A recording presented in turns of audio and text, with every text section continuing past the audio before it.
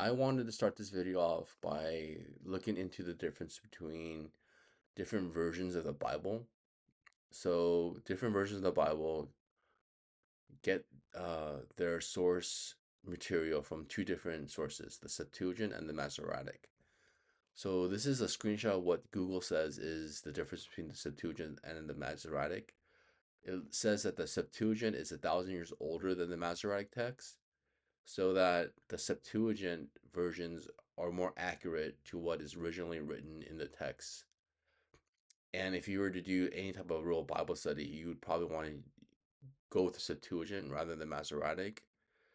For those who say that it doesn't really matter which version you use, that it both say the same thing, well, it doesn't matter until it matters.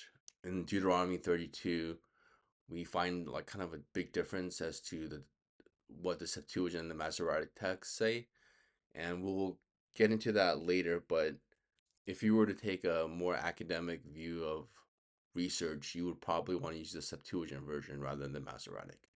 So this is an excerpt from Daniel chapter 2, verses 40 to 43.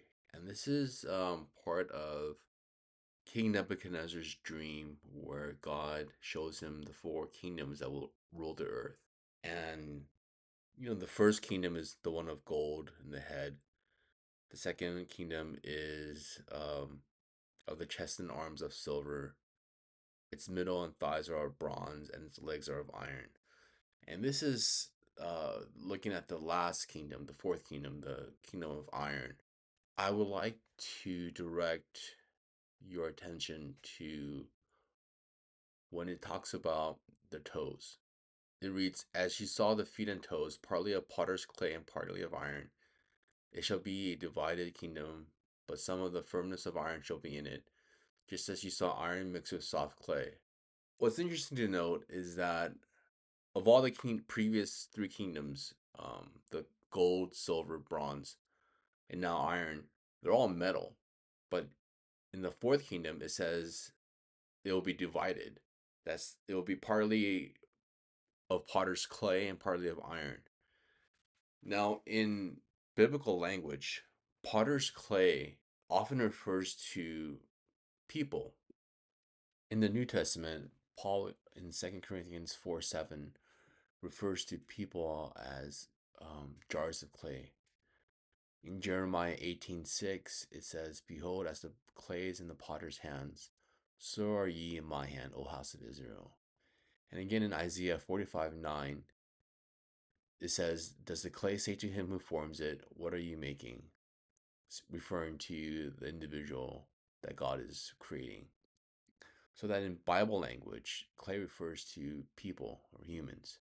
So if clay is man, then what is the iron or metal that Daniel speaks of? And why does it use the word marriage to describe the mixing of the two elements? It says, "As you saw iron mixed with soft clay, so they will mix with one another in marriage, but they will not hold together, just as iron does not mix with clay." I just want to point that out and keep that in the back burner to bring about later on in the video. Let's turn to Job 1, verse 6 and 7. "Now there was a day when the sons of God came to present themselves before the Lord, and Satan also came among them. The Lord said to Satan, 'From where have you come?' Satan answered the Lord and said, 'From going to and fro on the earth, and from walking up and down it.'" There are two things that I want to point out. One is the term sons of God. They are a group of people that will be important in this video. And also the fact that Satan, who is a spiritual being, has ready access to the world, that he's able to enter the world and go anywhere he wants, really. Now that we established the spiritual realm can readily access the physical realm, let us turn our attention to this group called the Sons of God. This is where it's important, where we reference the Septuagint rather than the Masoretic text. So in Deuteronomy 32:8, it reads, "When the Most High gave the nations their inheritance, when he divided mankind, he fixed the borders of the people according to the number of the sons of God." In the Masoretic text, it says sons of Israel, but think back as to when God divided the nations and divided mankind. It was at the Tower of Babel. And at that time, Israel didn't exist. So it doesn't make sense that interpretation should read sons of Israel.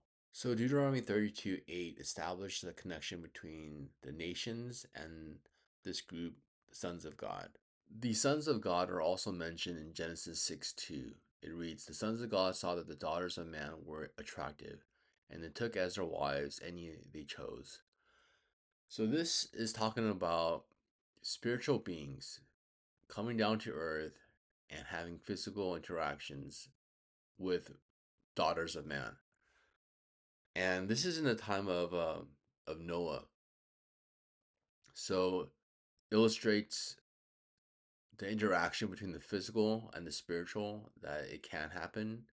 Let's now turn to Matthew 24:37. This is when Jesus is talking about his second coming. It reads, "For as were the days of Noah, so will be the coming of the Son of Man." Now, this is when Jesus is talking about his coming back to earth. And he likens society of the world to be like the days of Noah. So we have to look back to Genesis 6:4 when it describes the time of Noah. And it reads, "The Nephilim were on the earth in those days, and also afterward, when the sons of God came in to the daughters of man, and they bore children to them." So it's interesting to note that the sons of God were having intercourse with the daughters of man, but it says, and also afterward. There's that clause, meaning that it wasn't this one time thing that happened back in the days of Noah.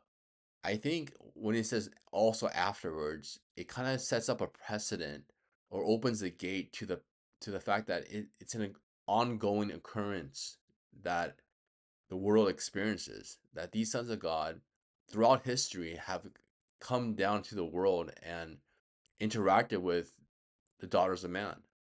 So that back to Daniel 2:43, when it speaks of iron mixed with soft clay, so that they will mix with one another in marriage, but they will not hold together, just as iron does not mix with soft clay. Does that mean that the sons of God will try to mix with the sons of man but fail? Deuteronomy 32:8 established that the sons of God were given the nations. So when you talk about world governments and powers that this world has, does it mean that these sons of God are in positions of these powers that are ruling the nations at this point? Hebrews 13:2 established that the spiritual realm still interacts with the earthly realm. It reads, "Do not neglect to show hospitality to strangers, for thereby some have entertained angels unawares." Now, is that the world as it is today? The Genesis account tells us that the spiritual realm was present on earth before the flood. 1 Corinthians 11:10 gives us a hint that the spiritual realm was present in the first century church, because it reads, "That is why a wife ought to have a simple authority on her head because of angels." This is referring to services held in the first century. And it seems that there were angels present in those services. And that's why the women were encouraged to have a form of modesty. And regarding the future, Mark 13:24 to 25 says, "But in those days, after that tribulation, the sun will be darkened, and the moon will not give its light, and the stars will be falling from heaven, and the powers in heaven will be shaken."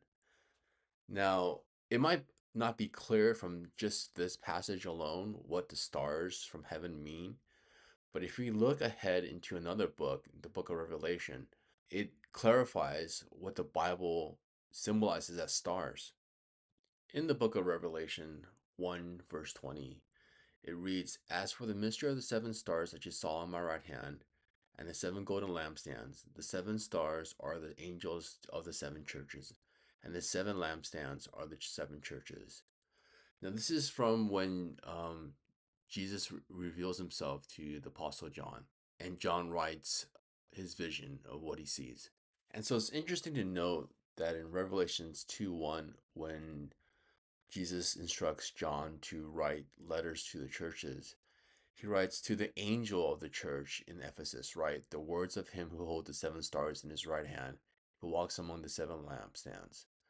So it's interesting to note that the letters addressed to the angel of the church, not the church, not the lampstand, but the angel, right? I think that's pretty interesting. So later on in the chapter, it says in verse 4, "But I have this against you, that you have abandoned the love you had at first. Remember, therefore, from where you have fallen, repent and do the works you did at first. If not, I will come to you and remove your lampstand from its place, unless you repent." So it's interesting to note that he says where you have fallen. Even back in the Old Testament, in Haggai 2:6, it reads, "For thus says the Lord of hosts, yet once more, in a little while, I will shake the heavens and the earth and the sea and the dry land." The Bible picks this up again in Revelation when it reads, When he opened the sixth seal, I looked, and behold, there was a great earthquake, and the sun became black as sackcloth, the full moon became like blood, and the stars of the sky fell into the earth, as a fig tree sheds its winter fruit when shaken by a gale. The sky vanished like a scroll that is being rolled up, and every mountain and island was removed from its place. So there's this continual pattern and theme of the angels, the stars, being shaken from heaven, and, will they come down to earth? So, what does that mean for us in terms of day to day life? One thing that it means is that we should be critical thinkers as to the narrative that the powers that be tell us. Secondly, when it says in Galatians 4 1 through 2, talking about the believer, it says, "I mean that the heir, as long as he is a child, is no different from a slave, though he is the owner of everything, but he is under guardians and managers until the date set by his father." So I think this applies to the believer in that, we have the kingdom, we have all that God wants for us, but that there are gatekeepers, there are managers who look at our progress, look at our development, and in due time and in the right situations will grant us that progress forward. Um, so it's just kind of being able to keep a big picture idea as to the direction of your life and the season of your life, and taking into heart that God is with you always.